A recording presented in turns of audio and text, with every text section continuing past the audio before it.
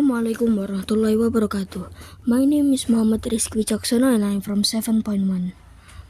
I'd like to turn now to the object which is the main point of this talk, the helix.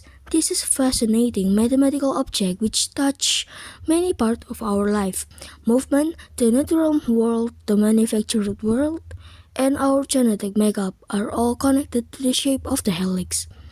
A helix is a type of three-dimensional curve that goes around a central cylindrical shape in the form of a spiral, like a corkscrew or a spiral staircase.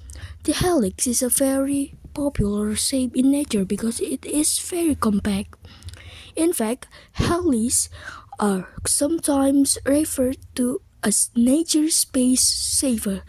In architecture too, the helix shape of a spiral staircase is an attractive option in buildings where space is very restricted. The most renowned type of helix is probably the double helix of DNA, or deoxyribonucleic acid. DNA is made of two helices that curve around each other, a bit like a twisted ladder. DNA contains the genetic information or code that determines the development and functioning of all known living things.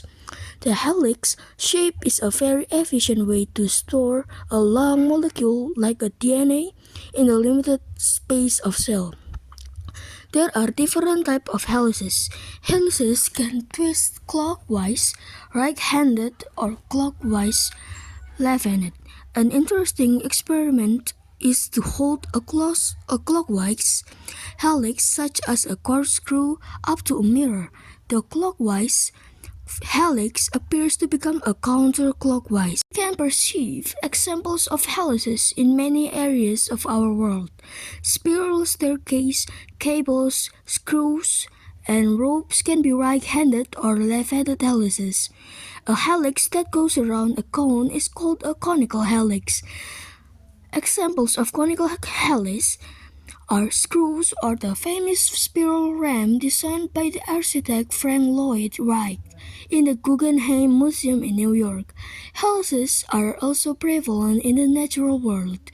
The horns of certain animals, viruses, sea cells, and the structure of plants, flowers, and leaves can all contain helices. The human umbilical cord is, in fact, a triple helix.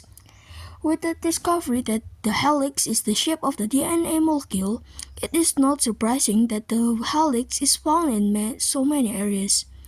It's one of the most natural shapes in nature.